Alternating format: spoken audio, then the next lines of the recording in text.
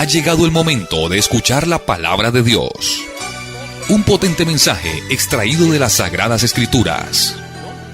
En la voz del pastor Carlos Hoyos. Hoy vamos a hablar de la familia. Y para hablar de la familia hay un pasaje muy importante que realmente debemos de leer. Génesis capítulo 1.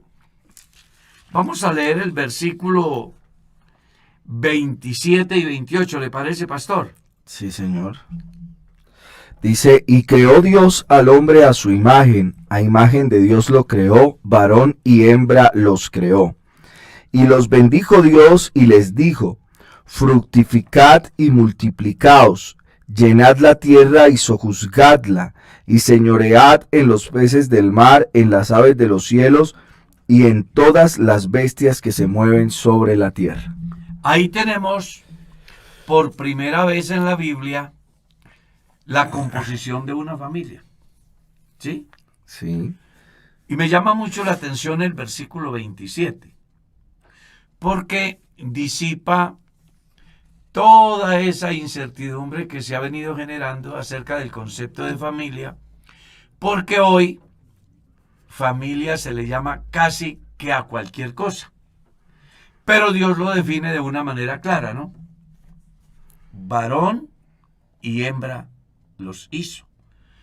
Y los establece con una finalidad: crecerse y multiplicarse, llenar la tierra y sojuzgarla.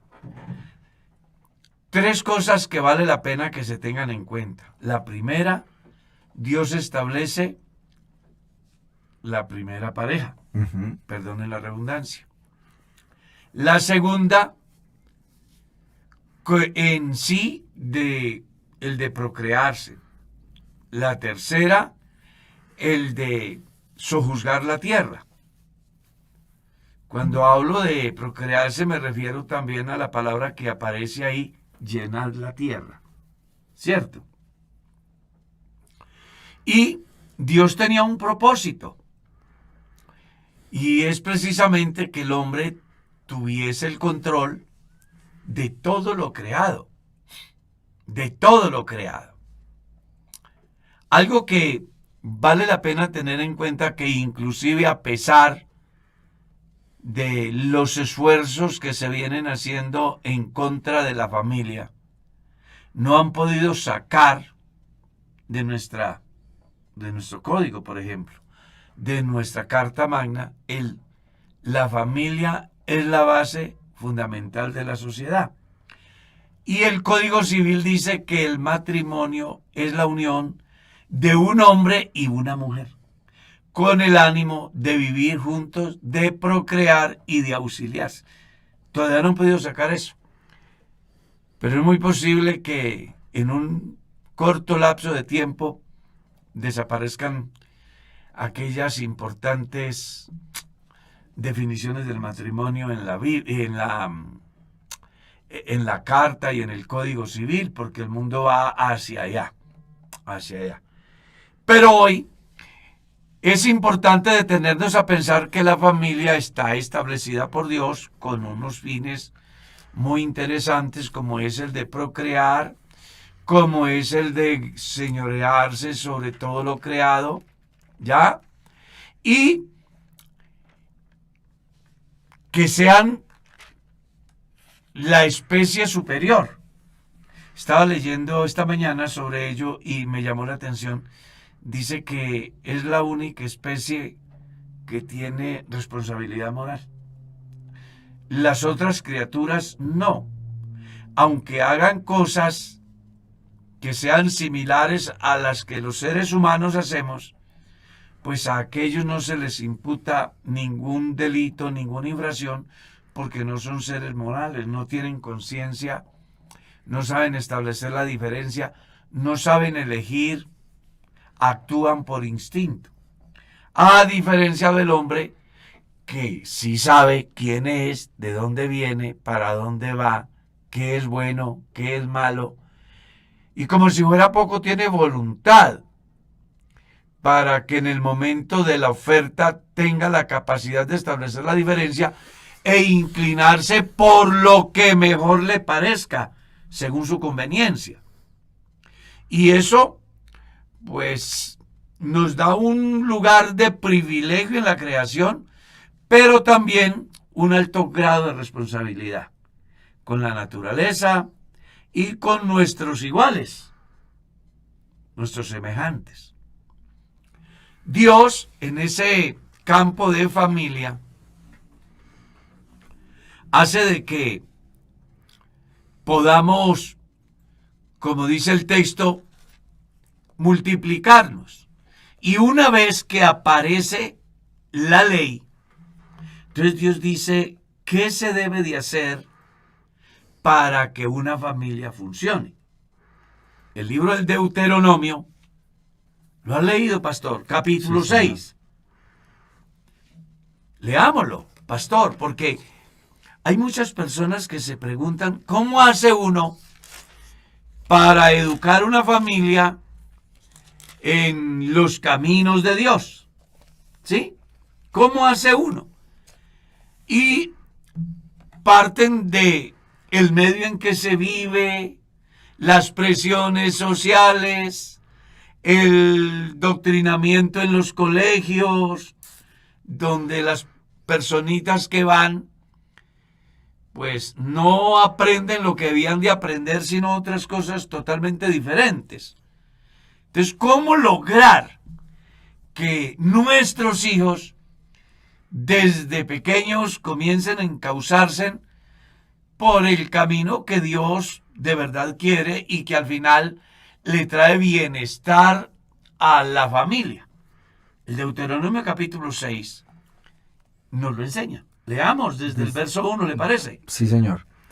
Estos pues son los mandamientos, estatutos y decretos que Jehová vuestro Dios mandó que os enseñase, para que los pongáis por obra en la tierra a la cual pasáis vosotros para tomarla, para que temas a Jehová tu Dios, guardando todos sus estatutos y sus mandamientos que yo te mando, tú, tu hijo y el hijo de tu hijo, todos los días de tu vida, para que tus días sean prolongados.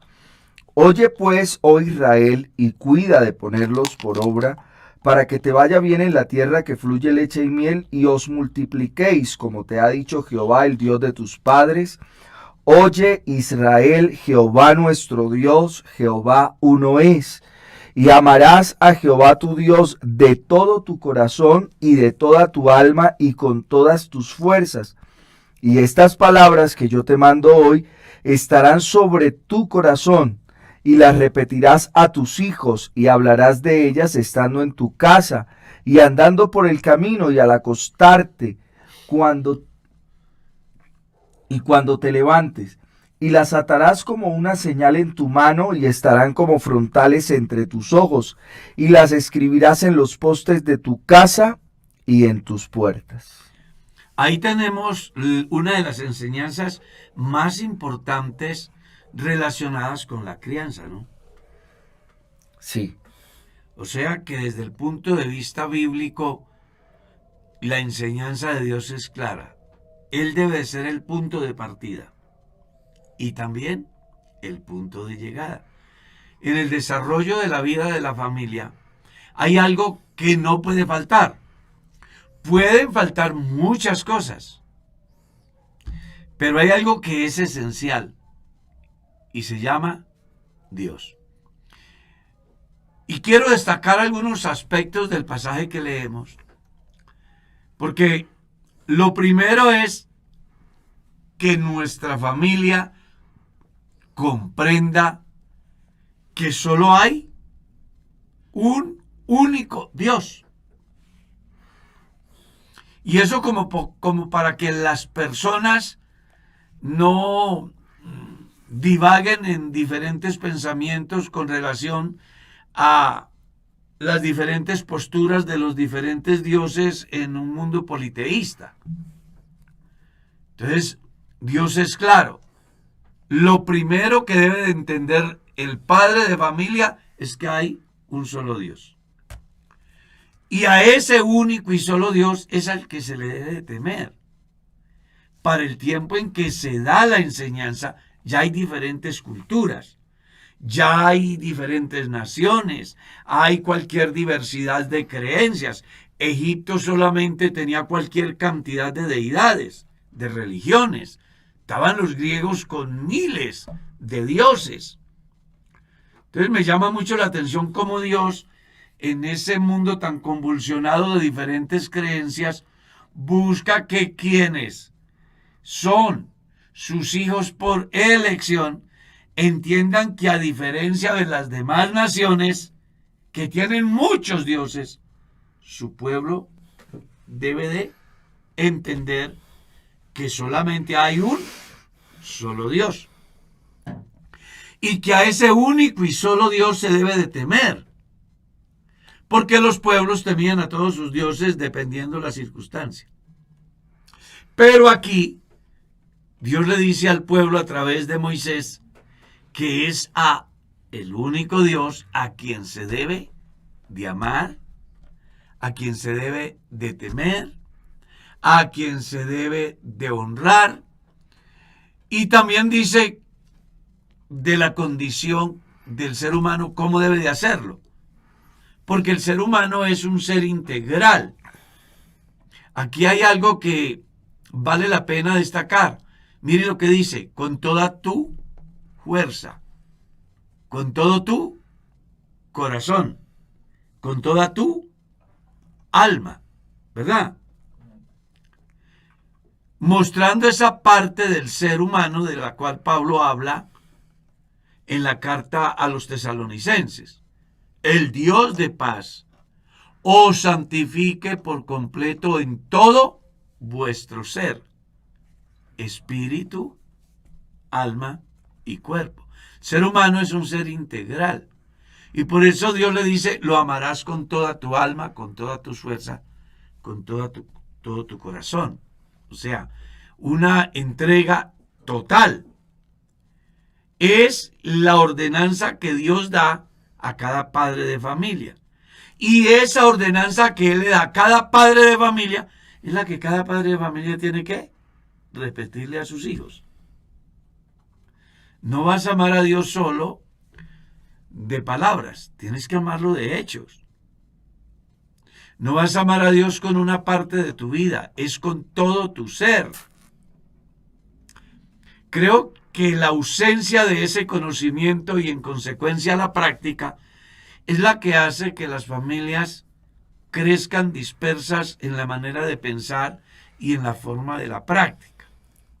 Porque como no existe un punto de llegada, sino que la gente se va criando dependiendo del medio y recibiendo las influencias de cualquier lugar, y en consecuencia no hay un control, alguien que le diga al muchacho: venga, el camino no es por ahí, el camino es por acá. Entonces tenemos la diversidad de pensamientos que muchas veces van en contravía, no solo de lo que Dios estipula, sino en contravía de la misma familia, incluso del mismo individuo. Y ahí es donde creo que tenemos que hacer un trabajo muy importante, porque Dios le dice: vea, deben de amar a Dios con toda su alma, con todas sus fuerzas, con todo su corazón, ¿ya? Y además, ustedes deben de repetirle a sus hijos y a los hijos de sus hijos, buscando con ello que se quede sembrado en el corazón esa enseñanza, para que tenga verdad, vigencia lo que Salomón dijo, ¿no? Instruye al niño en su camino, y aun cuando fuere viejo no se apartará de él. ¿Qué tal? Muy diciente. Quisiera decir algo alrededor de lo que usted menciona, ¿no?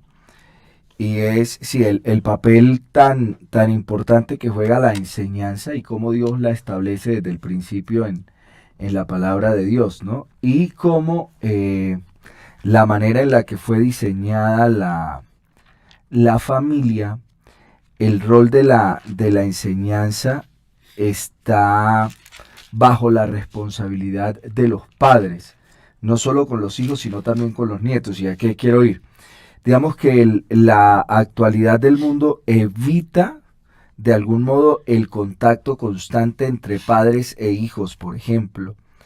Entonces, los hijos en contextos como Bogotá, por ejemplo, comparten mucho más tiempo con sus compañeros de colegio, sus docentes, con actividades extracurriculares o con la persona que los cuida que con los padres. Y factiblemente, o sea, es decir, no vamos a darle un calificativo moral ni nada, vamos a ver una realidad, ¿sí? Mirarlo de una manera objetiva. Sí, sí, sin darle, no, es bueno o es malo, vamos a verlo. Entonces, los padres salen muy temprano de sus casas, al punto que sus hijos no lo ven, y regresan muy tarde de la noche, cuando sus hijos factiblemente están dormidos. Todo con el deseo, pues, de darles una mejor calidad de vida a sus hijos, entonces buscando generar mayores ingresos para poder proveerles para una muy buena educación, para proveerles actividades lúdico-recreativas, formativas en algún arte, pero al final el contacto es casi que nulo entre unos y otros. Entonces creo yo que la manera como se va dinamizando la sociedad hace que eso que Dios establece en su palabra pues no se lleve a cabo. Y al final uno puede ver ciertas consecuencias. Creo que todos hemos visto videos en redes sociales acerca de cómo los educadores insisten en algo, en que no es el colegio el primer hogar, en que no es el colegio donde se imparten algunas enseñanzas en lo que tiene que ver con valores, con ética, y que debe volver al hogar ese rol que los padres han perdido. Mire que uno se pone a observar y realmente la primera y la mejor educación es la que se tiene en el hogar. Porque como usted dice, en el colegio les enseñan letras, a hacer sumas, multiplicaciones y divisiones, pero no les enseñan ni los preparan realmente para lo que es enfrentar la vida. Ellos tienen una visión de la vida muy diferente al que debe de tener un padre de familia, una madre de familia. Cualquier cantidad de personas formadas académicamente están en la calle reciclando comida de la basura, ¿verdad? Por ejemplo, sí. Ese es un ejemplo. Uno dice, venga, ¿qué pasó? Algo faltó. Y viene a mi mente el caso de los recabitas. Usted ha leído Jeremías capítulo 38, habla de los recabitas. Era una familia muy interesante donde su padre les ha enseñado que no hagan habitaciones permanentes, que no consuman vino. Les da una enseñanza pero bien interesante, cosa que llega el momento en el cual Dios hace una comparación entre su pueblo y los recabitas. Y lleva al profeta, léalo en el capítulo 35 del libro del profeta Jeremías. Si usted lee el capítulo 35 del profeta Jeremías, entonces va a encontrar cuán importante es lo que uno le enseña a los hijos. Este padre de familia le había dado una enseñanza insistente a sus hijos, de tal manera que cuando el pueblo de Israel se aparta, Dios llama al profeta y hace una comparación entre una familia, que es la familia de los recabitas, y otra familia que es el pueblo de Israel. Y me llama la atención cómo, a pesar de la insistencia del profeta para que ellos consuman vino, ellos dicen, no podemos. Nuestro padre nos enseñó que no. Luego dice Dios, sin embargo, es tan duro el pueblo de Israel que yo les he insistido todo el tiempo y a mí no me han querido creer. ¿Por qué tomo el pasaje? Porque resulta que usted y yo, como padres de familia, en la medida que pongamos en práctica lo que dice el Deuteronomio 6, hará que esa palabra se convierta en carne o en vida, en práctica, en la persona. ¿Ya? No vaya a creer que el texto dice en vano: estas palabras que yo te mando hoy estarán delante de ti y las repetirás a tus hijos. Y lo vas a hacer cuando te levantes, cuando vayas de camino, cuando te acuestes. Y además las escribirás en las puertas y en los postes de tu casa. ¿Qué le parece? Déjeme decirle algo aquí. Hay poder en la repetición de la repetidera. Pero no, bueno, hay poder en la repetición, pero no desde la manera como a veces nosotros lo hemos abordado, ¿no? A través de lo que nosotros denominamos cantaleta. No, es a través de la enseñanza de la palabra, claro, del retornar todo el tiempo a la palabra y que ella se convierta en el principio que dirige las formas de conducta de los individuos. Y de concebir a su Dios. Y que eso yo creo que es lo más importante, claro, de lo que dice el texto. O sea, bueno, más importante no, ese es el principio del cual se desencadenan toda una serie de formas de vida, ¿sí? Claro. A través del reconocimiento de la existencia de un solo Dios, de un Dios soberano, eterno, bueno, nuestro sustentador, nuestro ayudador, y a partir de ese reconocimiento, todos los principios que deben dirigir nuestra vida en consecuencia del reconocimiento de ese único Dios. Déjeme como ilustrar algo. Yo me imagino a un padre de familia que va con su hijo. Y bueno, el sol es candente, la arena del desierto, imagínate. Y de pronto encuentran algún arbusto donde puedan mitigar bajo su sombra el calor. Yo me imagino al padre de familia preguntándole a su hijo: ¿qué tal le parece este lugar? Me parece escuchar al niño decir: es supremamente agradable, no nos está dando el calor. Mijo, este arbusto lo hizo Jehová, el único Dios. Llegar a un lugar cansados, con sed, y encontrar de pronto un pequeño charquito, ¿sí? Depósito de agua, beber. ¿Qué tal le parece, mijo? Está rica el agua, papá. Esto lo hizo Jehová, el único Dios. Llegar al arroyo, donde hay unas plantío fértil, hay unos racimos de uva impresionante. Yo me imagino a uno de sus hijos tomar una de esas uvas tan grandes y tan agradables, comenzar a disfrutarla, y el padre de familia preguntarle: venga, ¿qué tal le parece la uva?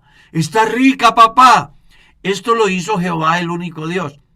Estoy utilizando esto como para tratar de que nosotros entendamos que uno de los problemas que hace que nuestros hijos se vayan apartando de lo esencial en la vida que es Dios es atribuir los beneficios que recibimos a nuestro saber, a nuestra fuerza, a nuestra estrategia, a nuestra capacidad, y no entender que hay un ser que es el que provee para que yo pueda, a través de mi trabajo, alcanzar lo que ellos necesitan. Palabras más, palabras menos. Qué interesante es que un padre de familia, antes de decirle a su hijo: aquí está esta bicicleta que yo conseguí con mi sudor, o esta pelota para que la rompas a las patadas, ¿verdad? O hice un esfuerzo enorme, trabajé extras para poderte conseguir la pensión del colegio o de la universidad.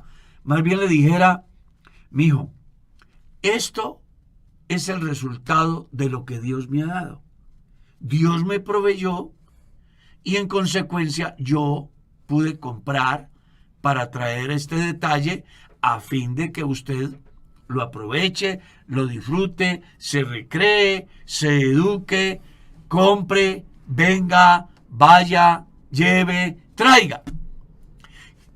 A las familias que hoy nos escuchan, sea hoy la ocasión para que se informen que todo lo que usted alcanza no es por su inteligencia, ni su capacidad, ni su estrategia, ni sus recursos, sino porque hay un ser que es único, que se llama Dios, el cual provee y del cual sus hijos deben de saber. ¿Ya? Yo he enseñado en más de un lugar donde he sido invitado a dar alguna conferencia sobre familia.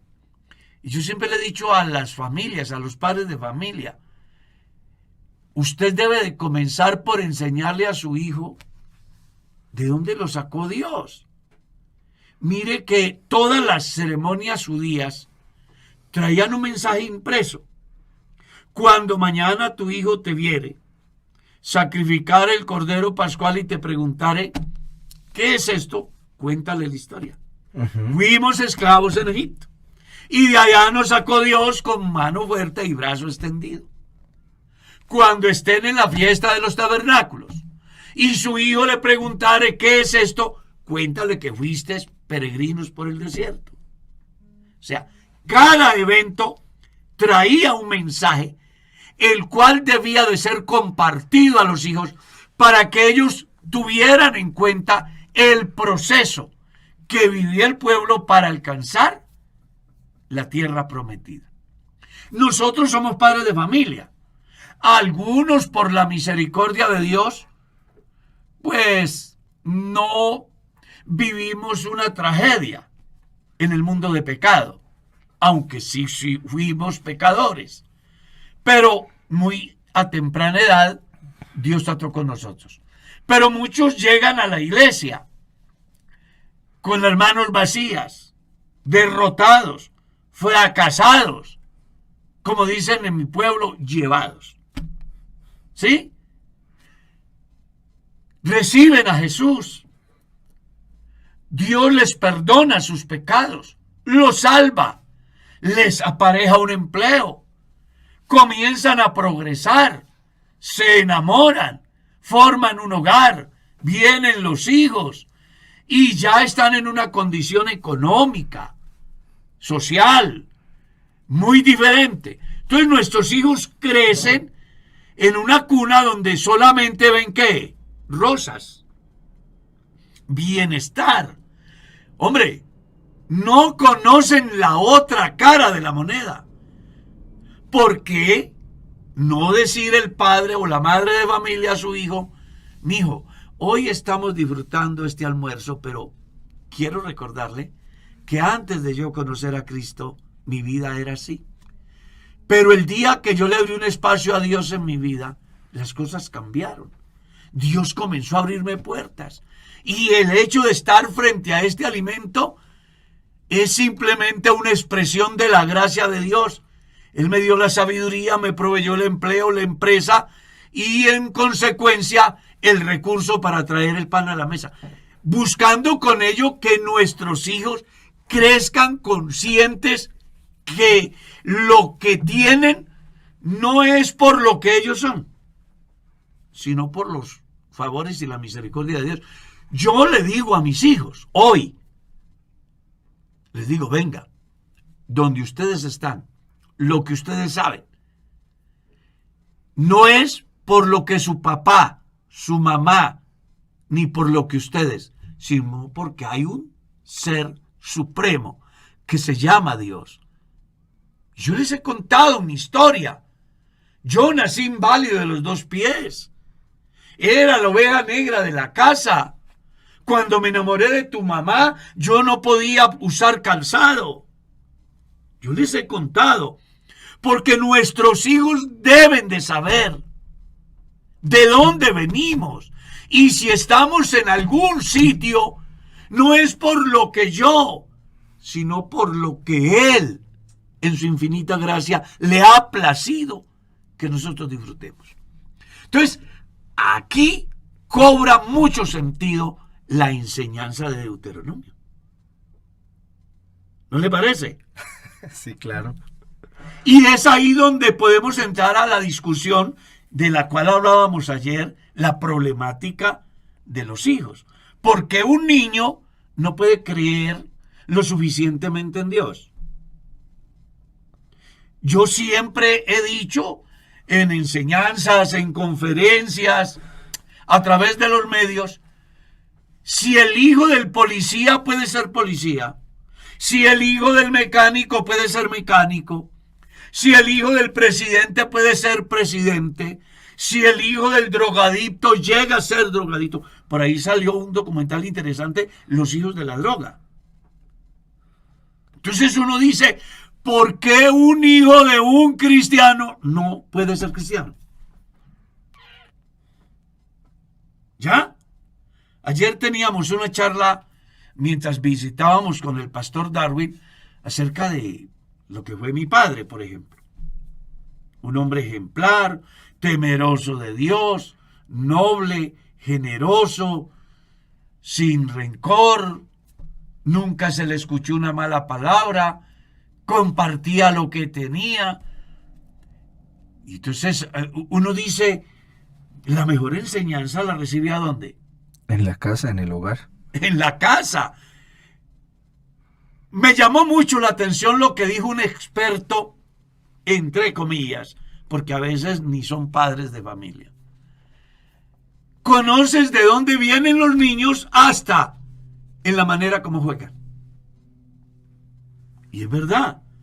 Vas a la escuela de primaria y vas a establecer la diferencia en el simple juego de los niños. ¿De dónde vienen? ¿Cómo han sido criados? Entonces aquí sí tenemos que ponerle cuidado. Por eso es que el diablo ataca tanto a la familia. Porque si él logra derrumbar los fundamentos de la familia, la sociedad se vuelve una anarquía como está hoy. ¿Cómo estamos hoy? Una anarquía. El mundo está convulsionado. No hay forma de encauzar a la gente. Cuando yo era niño, recuerdo, el policía era el amigo del muchacho. Lo encontraba uno y lo llevaba de la mano a la casa. Mis padres nos enseñaron, o me enseñaron, que el profesor era, o la escuela, era mi segundo hogar, que yo tenía que respetar al profesor. Y hoy los muchachos matan a los profesores. La gente le mete candela al policía. Hay el médico, que es la persona que está ahí como para salvaguardar la vida, buscar la forma de minimizar los efectos que pueden llevar a la muerte, los atacan en los propios hospitales. Ese es el resultado de una mala crianza, de una mala enseñanza. Los padres de familia no hicieron el trabajo que tenían que hacer. Y aquí muchos padres de familia, entre ellos llamados cristianos, tenemos responsabilidad. No podemos tener una sociedad mejor a menos que comencemos por el principio bíblico. Instruye al niño en su camino y aun cuando fuere viejo no se apartará de él. Castiga a tu hijo en tanto que hay esperanza, mas no se apresure tu alma para destruirlo. Castígalo con vara que no morirá, pero sí le salvarás de la muerte. Entonces, cuando uno ve la escritura y mira cómo los padres de familia estamos desarrollando este proyecto, el cual nosotros quisimos, nos damos cuenta que hay unos faltantes que nos llevan a un caos total, como el que vive la sociedad hoy. Sí, y usted dice algo interesante y hay estudios sobre eso, pues no hecho en nuestra iglesia, sobre por qué se pierden los cristianos de segunda y tercera generación. Y eso no es que sea uno de menos calidad que otro, ¿no? Sino que, digamos, mis papás fueron la primera generación que conoció al Señor y la segunda.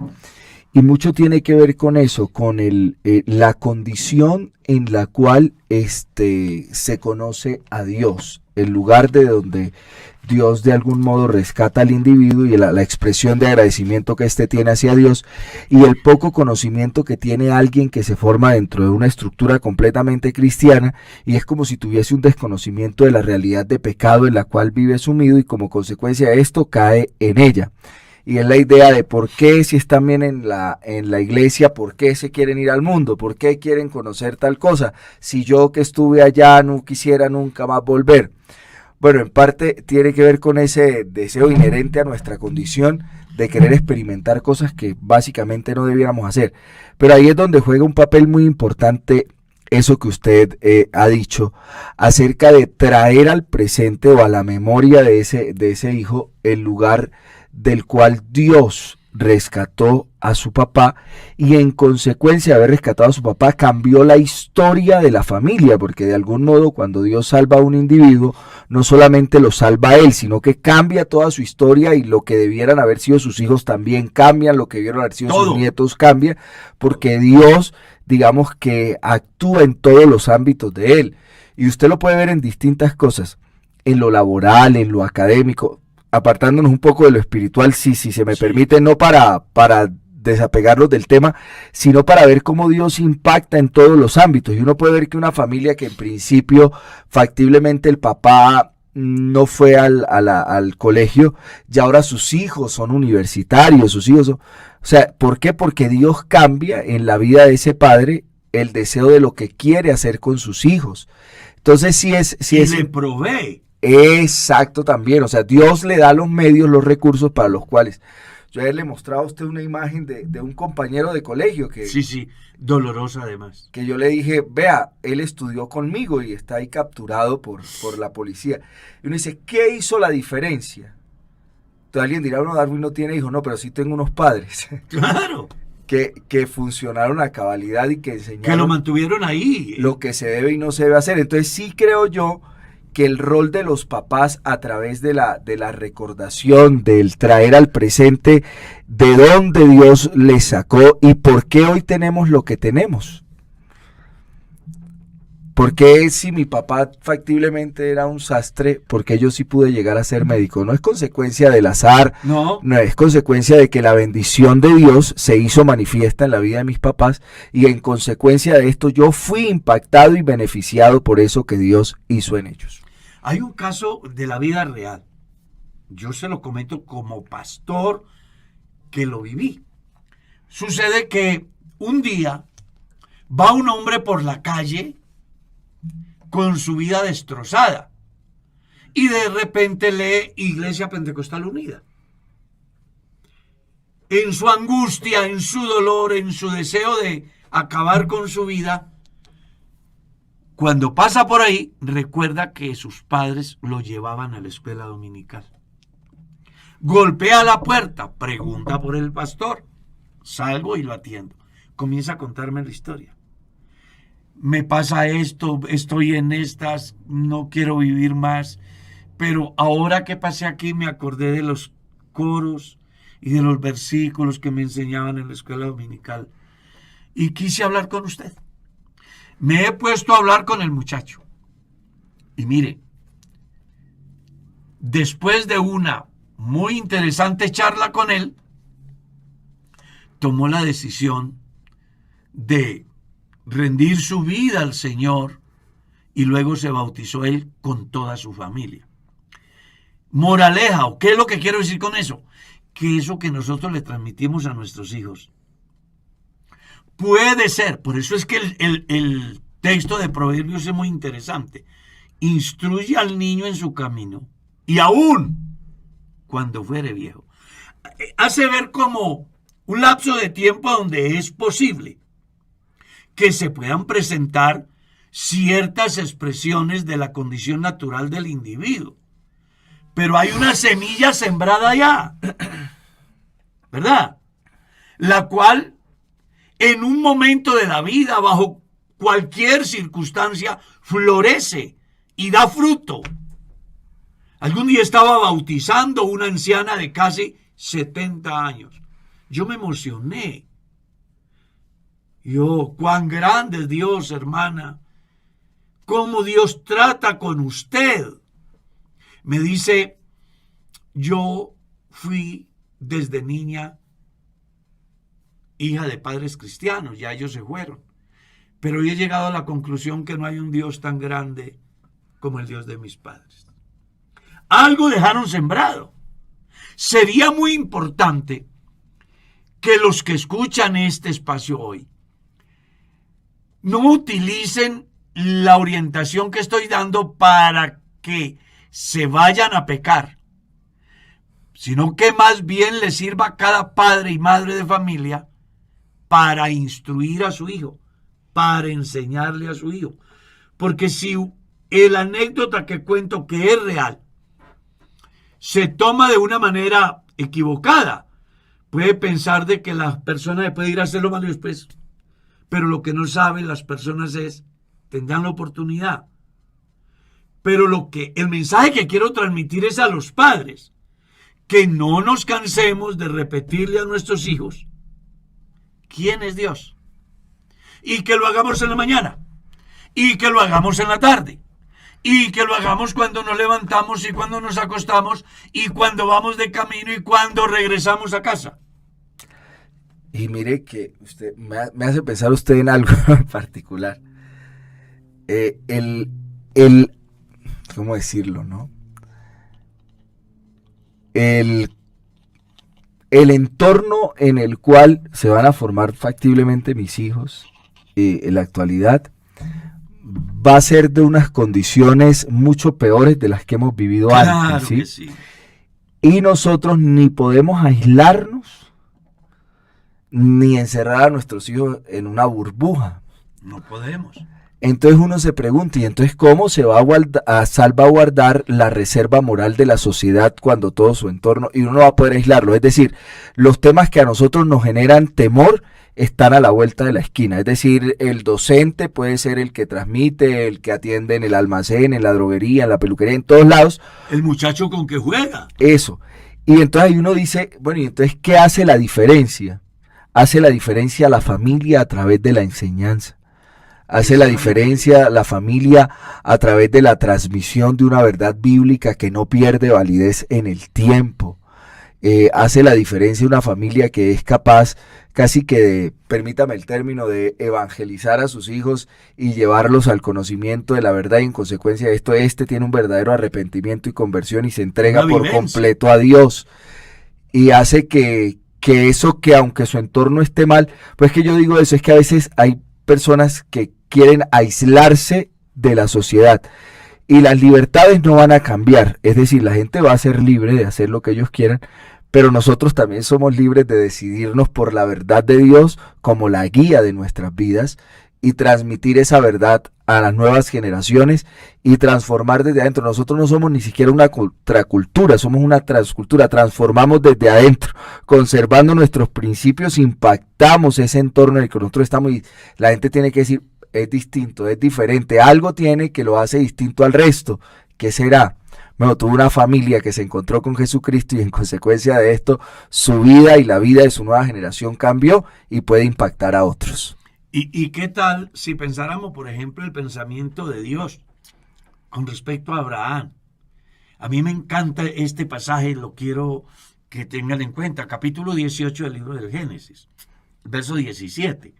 Dice, y Jehová dijo, encubriré yo a Abraham lo que voy a hacer, habiendo de ser Abraham una nación grande y fuerte, y habiendo de ser benditas en él todas las naciones de la tierra, porque yo sé que mandará a sus hijos y a su casa después de sí, que guarden el camino de Jehová, haciendo justicia y juicio, para que haga venir Jehová sobre Abraham lo que había hablado acerca de él. Qué bueno que Dios diga de nuestra familia eso. Que usted como cristiano esté en la mira de Dios y Dios diga, venga, este hombre no va a dejar de cumplir su deber, su responsabilidad con su familia, porque progrese, porque tenga una cantidad de cosas.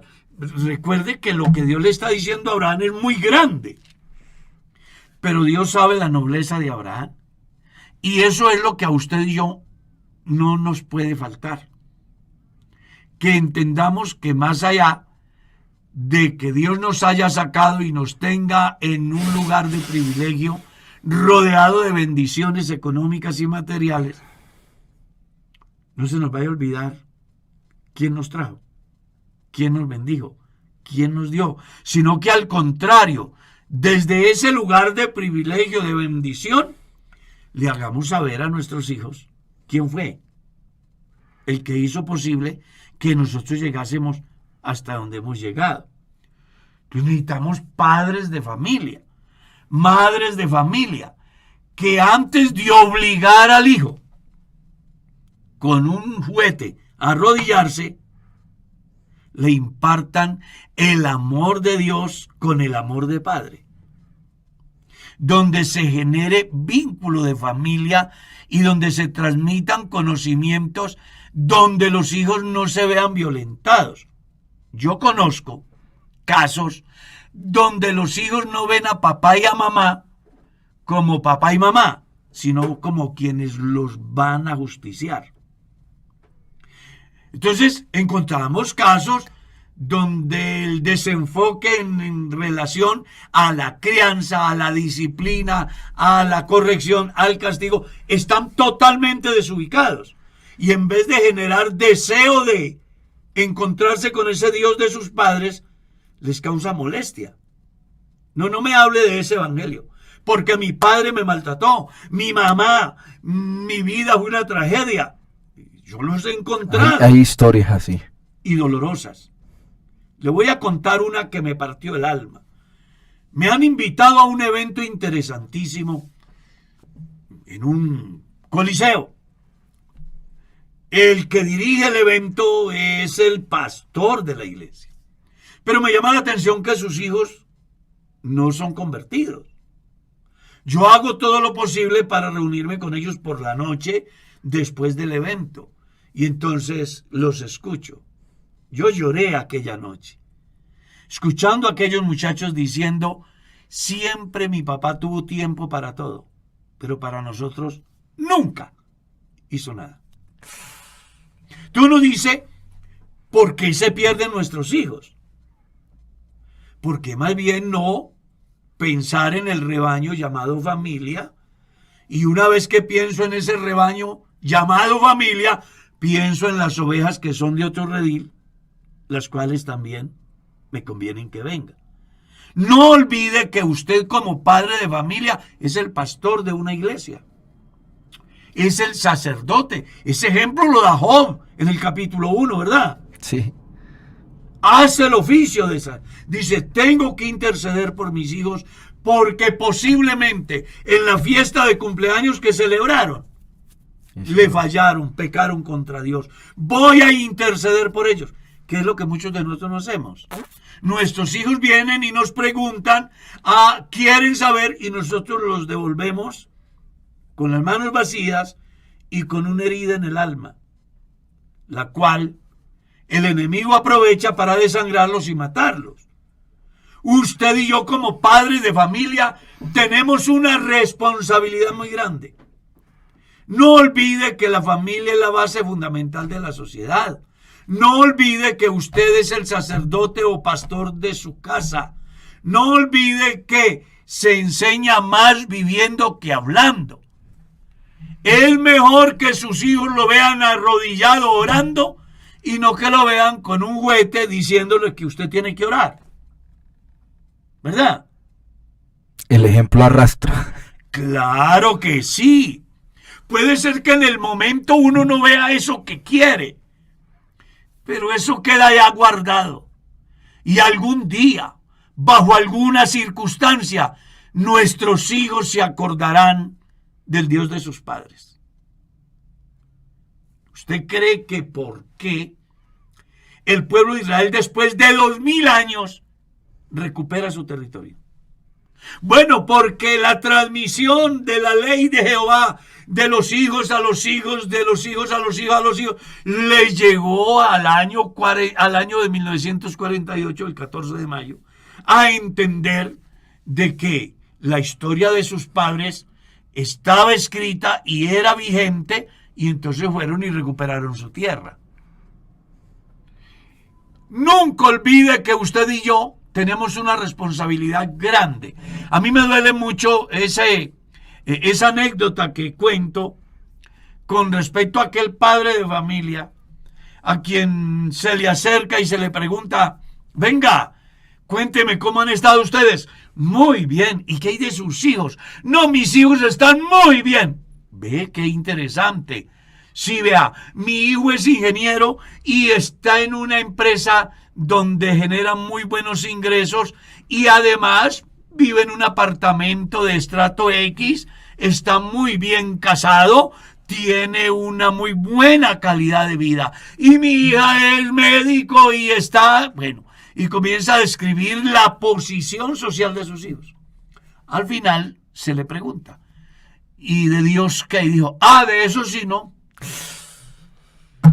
¿Yo qué me gano con que mi hijo sea el presidente de la República y se pierda? Nada. Ahí no hay nada. No estamos llamando a que pensemos que tenemos que vivir en las condiciones más miserables para agradar a Dios. Debemos de ocupar los mejores lugares en la sociedad. El cristiano debe ser el mejor estudiante, el mejor profesional, el mejor empresario. Tenemos a Dios, pero no podemos reemplazar lo material por lo esencial. Sí, hay que darle prioridad a lo prioritario. ¡Claro! El primer lugar siempre lo debe tener Dios. Entonces, cuando en tu hogar el primero es Dios, y como padre y madre de familia está ahí para instruir, para orientar, para corregir, para castigar. Entiéndase, castigo no solamente garrote, ¿no? Hay muchas maneras de corregir, de castigar a nuestros hijos sin llegar al maltrato. Aunque a veces será necesario el correacito. Claro, mi psicólogo fue la chancla, mi psicólogo fue el ramal, mi psicólogo fue la rama, mi psicólogo fue el surriago. Pero mi papá nunca nos miró como enemigos. Siempre que nos fue a castigar, nos sentó, nos generó conciencia, nos colocó ejemplo y enseguida me dijo: mijo, le voy a castigar para que se acuerde que eso que usted hizo no puede volverlo a hacer. Un correacito, sin cantaleta, sin humillación, sin maltrato físico, sin maltrato psicológico, pero tuvo que ser importante, porque hasta aquí estamos en este camino. Entonces yo creo que aquí vale la pena que usted se preocupe por su familia. Recuerde que el interesado principal en destruir tu familia es el diablo. Y comienza cuando llevas tu hijo a la escuela. Porque allá te van a decir que a tu hijo, pues que él decide si es hombre o es mujer. Allá le van a decir que el gobierno es malo y que hay que hacer de todo con tal de desestabilizar el Estado. Allá te van a decir que Dios no existe. Allá te van a decir que vienes por evolución. Ahí es donde necesitamos padres de familia que sean más que un tirano, un padre que ame, que corrija, que oriente, que instruya, que con su vida, con su ejemplo, con brazos extendidos de amor, de respeto, de comprensión al muchacho. Porque hoy tenemos padres de familia que quieren que sus hijos piensen como ellos cuando a ellos les faltan 30 años de vida para tener las experiencias de su padre. Entonces que aquí hay un conjunto de cosas que tenemos que reunir los padres de familia. Máximo usted que se acaba de casar, que todavía no tiene familia. Ezequiel que se va a casar. El pastor Darwin. Hombre, que tengan en cuenta que cuando su hijo tenga 5 años, usted tiene 40. Y entonces No puedes obligar a tu niño a que piense como usted que tiene 40. Devuélvase usted a la edad del niño 5. y entonces tendrás la capacidad de entenderlo, orientarlo, apoyarlo, ayudarlo, y verás que al final tus hijos se podrán equivocar, pero nunca se olvidarán del Dios de sus padres. Y eso es lo que nos debe de preocupar. Que esa semilla de Dios en la vida de nuestros hijos no la arranque la filosofía, ni el materialismo, ni el vicio, ni el progresismo, nadie. Que ellos tengan en claro que Dios es la razón de nuestra existencia, que a Él tenemos que dar cuenta y en consecuencia tenemos que comportarnos. El tiempo se fue, pastor.